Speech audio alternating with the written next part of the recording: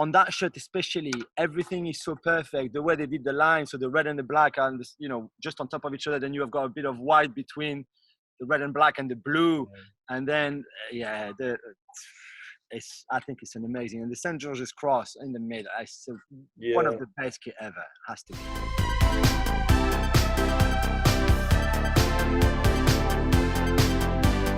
Hello, Julien.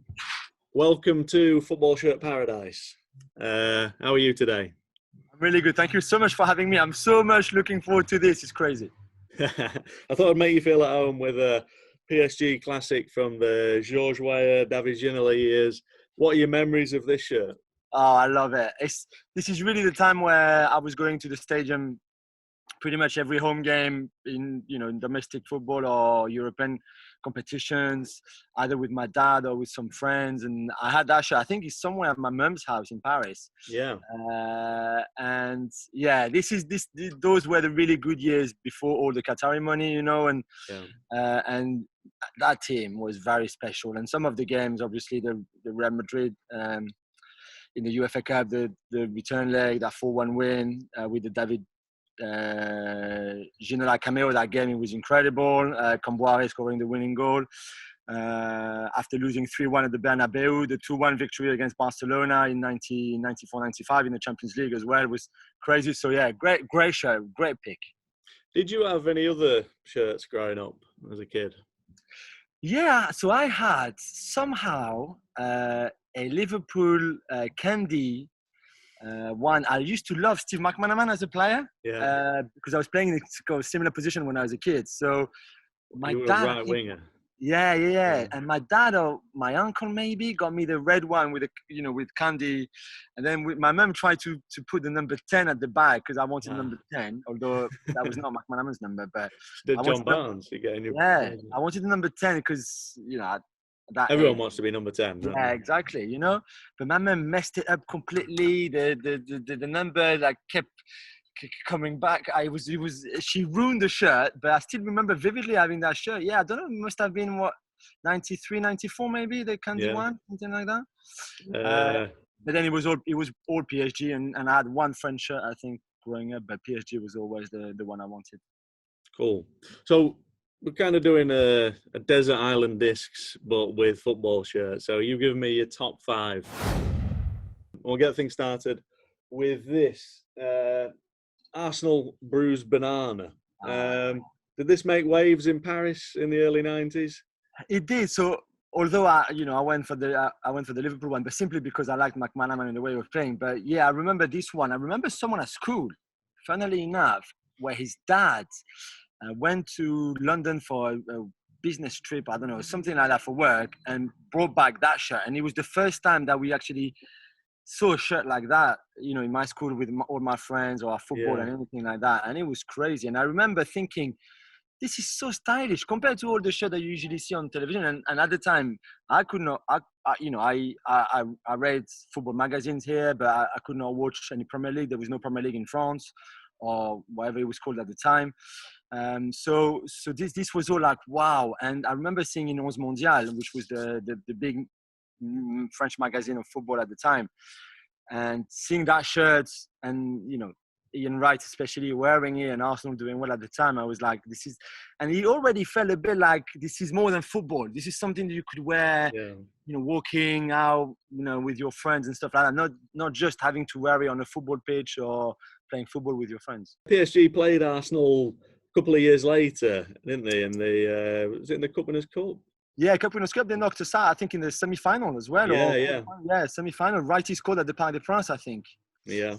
In that game. But even so, you still Arsenal makes it into your top 5. That's not too painful for you. No, it wasn't. And since moving to London, I had my wife works for Arsenal, obviously, and Arsenal has become my English club. So I've got a lot of love and time for Righty, for that shirt, for the club as well, and what they're doing. So, but I remember being at the Parc des Princes on that night when Righty scored, and really cursing him and cursing Arsenal, because we were so good, and we knew there was not going to be many opportunities where you could reach a European Cup final or winning even one. We were lucky to win one Cup Winners' Cup one and losing another one in the final against Ronaldo and Barcelona. But yeah, you knew there was, like, it was it was those big games that you had to win, and then on that night they broke my heart. Righty broke my heart. Next up, a great choice, Boca Juniors. Oh yeah. 1990-91 season when they had Batistuta up front.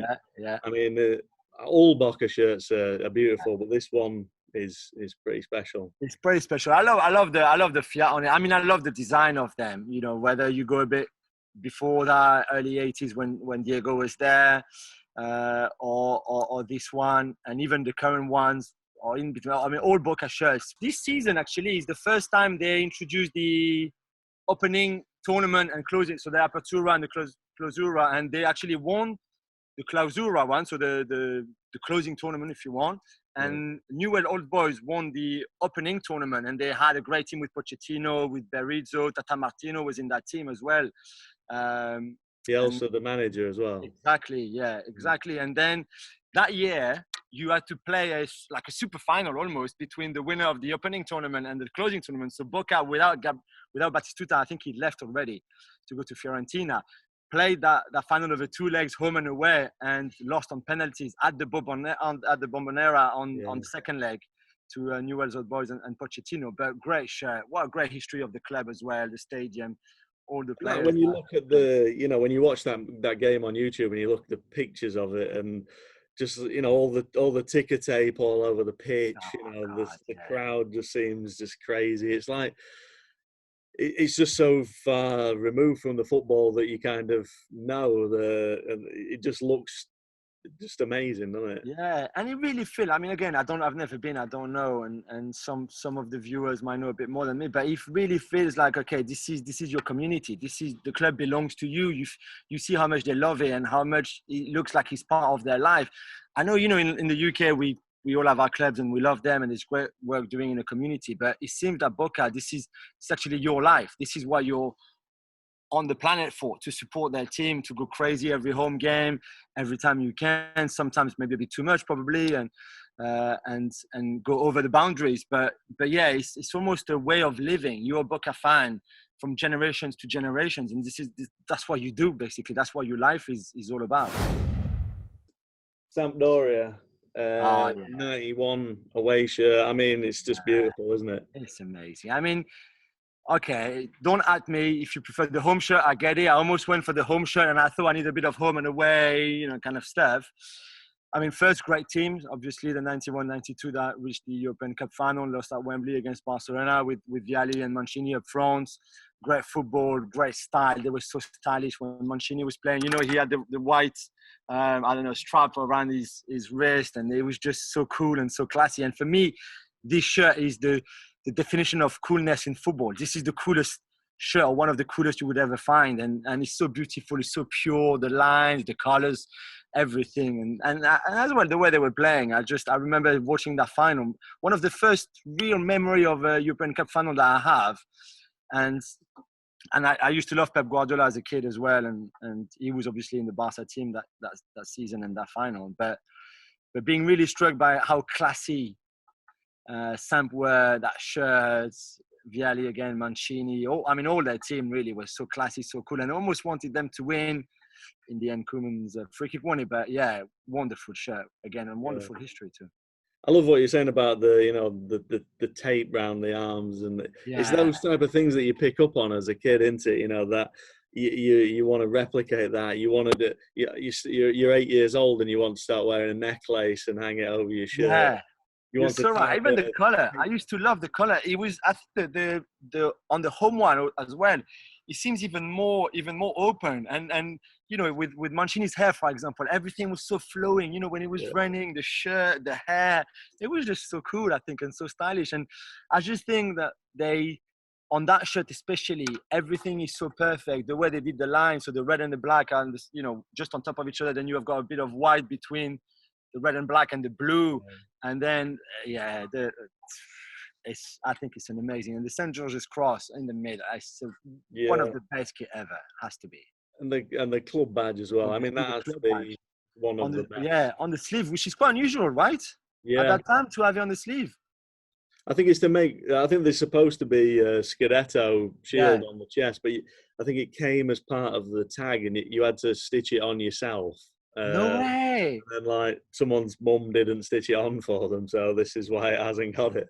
That's amazing. But yeah, that, I mean, if we can show the logo again, because the fisherman with the with the pipe or the cigarette, whatever it is just so iconic. Like again, you see this and you don't think it's a football club badge, Yeah, a crest, but even that is so stylish. It's a wonderful club, and I'm so glad they stayed up this year. By the way, yeah, definitely. well done to Mr. Ranieri for keeping them up. As a Frenchman, Yeah, Logo 84. I mean, it's pretty much perfection in a yeah. football shirt. You're so right. I think perfection. And again, people will say, "Oh, but you buy yours because whatever," which is a bit true. But I just think that again, for me, the white lines give so much to the shirt with obviously the red and the blue, which is the colors of the national flag, no problem. But yeah, the color is perfect.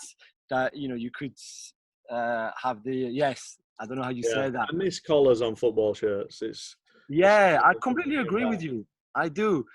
And obviously the fact that they won Euro 84 with it, I think was forever for us French people, make it very iconic, but even had they not won it, the Adidas logo is perfect on that red patch there. Yeah. Same with the big Big crest. yeah, the crest is beautiful. I mean the three Fs, which obviously mean French Football Federation, is a bit too big really, to be fair, but even that brings something a bit special to the shirt. But forever, this is Michel Platini's shirt, and I think for our kind of generation, even if we were really young in '84, but this is Michel Platini at his best. He scored 9 goals in that Euros. He scored that incredible hat-trick against Yugoslavia, right foot, left foot, and header as well in that game where he was just unplayable, untouchable. And I think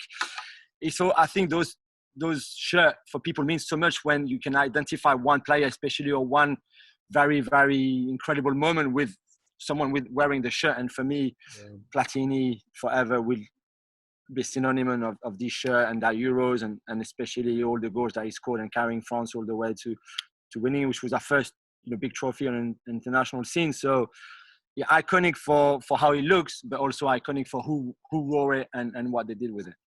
And also the design. I mean, so in '98, it's pretty much Yeah. replicated the design, with the red band and the 3 stripes, and I think the new shirt is also got this. Yeah.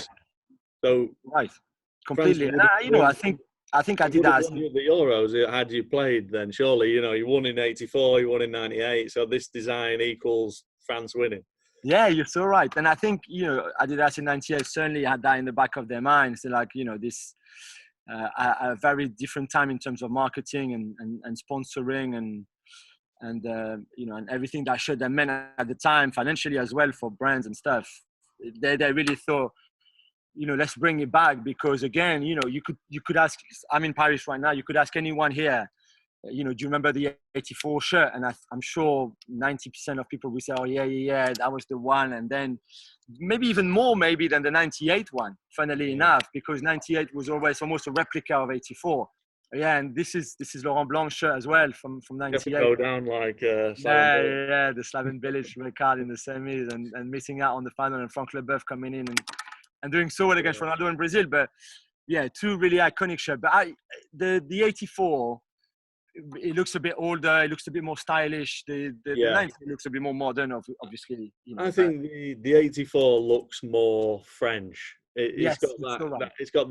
It's got the fashionable, like vintageness to it. That the '98 is just it's maybe it's not as French, if you know what I mean. Yes, completely. This is far more like stylish French than the '98, which is a bit more modern. Even the color, the blue, the color of the blue is a bit different. This is a bit more dark compared to the other one. That's a bit more brilliant, really. And I think even the material of that one, which was again at the time it was different, but yeah, I used to love that shirt, man. I think I might come up to Manchester and get that one. I'll let you come and touch it. Yeah, I'll buy you even whatever. Fix your price and I'll buy you.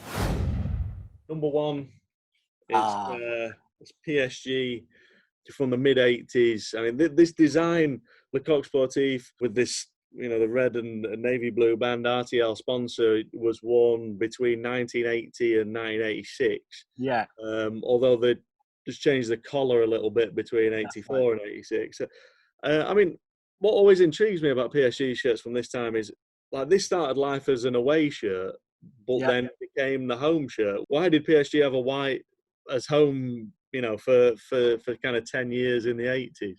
So I think so when you go back to the start of the whole adventure, and people tease me enough to say this is such a young club. This is our 50th anniversary this season. So yeah, it's not, the history is not as long as Notts County or all those clubs. I don't care. But when it all started, Daniel Echter, who's the the stylist, the designer, was at the heart of the whole thing really. And him and his mate bought the club, or well, it's made the club like it is now. And he designed the shirts, and he designed the famous Echter shirts, that this one that they've redone for the season to come. Same with the white ones as well, very similar to the one that you have.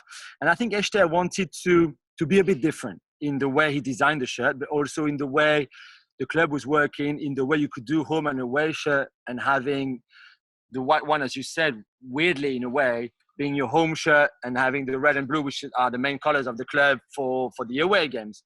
And I think that's really where he came. And like, I don't think people had any issue with it. Now it would be a bit different maybe, but at the time, I don't think people had any issues with it. It was, as you said, you would not change shirt every year. That's why this one and the blue one, which is again very similar to the one I'm wearing now, lasted for so long, really. And they were so iconic, again, so beautiful, so different to anything that they were at the time in France, that they were very special. I think that's why they kept them for so long. And I'm glad the club brought them back this year as well. I think there's something about that in the 80s and some following into the 90s, that because the shirts were worn for more than one season, it meant that there was more time to build the memories and the association with those shirts, and they just became even more iconic. This shirt is actually worn by Alain Curiol in the UEFA Cup against Hearts. Amazing. So it's got like the small sized RTL Yeah. to meet the regulations of the time. PSG lost in the next round to Videoton. I know, I was there. It was my first game. Your first game? Yeah, 84. So 83, 84 season. My dad, I was really young. I was 3. But my dad brought me to that. That was my first game. So that's why this shirt is very special to me. This one and the red and blue one, the home and away, whatever, at that season, because that's really the first time where I went. Then I didn't go for a while. And I think went back in the 85, 86 season when we played Juventus, I think, in Europe or something like that. But yeah, I remember so well that game. RTL is a famous French radio, and for years they were really associated with the club, as a main sponsor as well. But not really good season. I think we finished 13th in the French top flight, lost to Videoton, which was really shameful, let's be honest. 4-2 at the Parc des Princes. But I mean, great team. Suzic was the number 10, so elegant, so beautiful. Luis Fernandez was there. And Dominique Rocheteau was a main striker. I think he scored 20 odd goals that season. He looked a bit like my dad, so I was always in awe of Rocheteau because he looked so much like my dad, so French. But the following season with Houllier, I went 85, 86. That's when they won the first title as well, with still a few players from that season and that era. But yeah, again, iconic because of the color, because I've always loved the way the blue and the dark blue and the red were on the side and not in the middle. And the way Echter designed this one, even Le Coq Sportif is so iconic, really, let's be honest. I mean, one of the coolest brands ever. I know people love the Nike and Adidas and stuff, but Le Coq Sportif, especially at the time, and even now as a retro kind of brand, is so special. So yeah, one of the coolest, this one, for sure my favorite of my top 5, but for anyone, I think one of the coolest shirts you could ever find. That's your top 5. Thank you very much. I could have picked 20, I guess. There's a bit from everywhere, South America and Italy and France and England, different styles as well. Some bright colors like the banana one, of course. The iconic ones, as we said, the Euro 84, the Boca Juniors one, and PSG was going to always be top choice, whatever ones for it. So I could have picked the one you were wearing, as we said at the beginning of the show. But it's brilliant that you're wearing it, so we can still touch upon it. We covered it anyway. It's a very classy top 5. I think it's going to be tough to beat that. Nice choices. Thank you very much, and thank you again for having me. And No, it's a pleasure. Thanks for your time.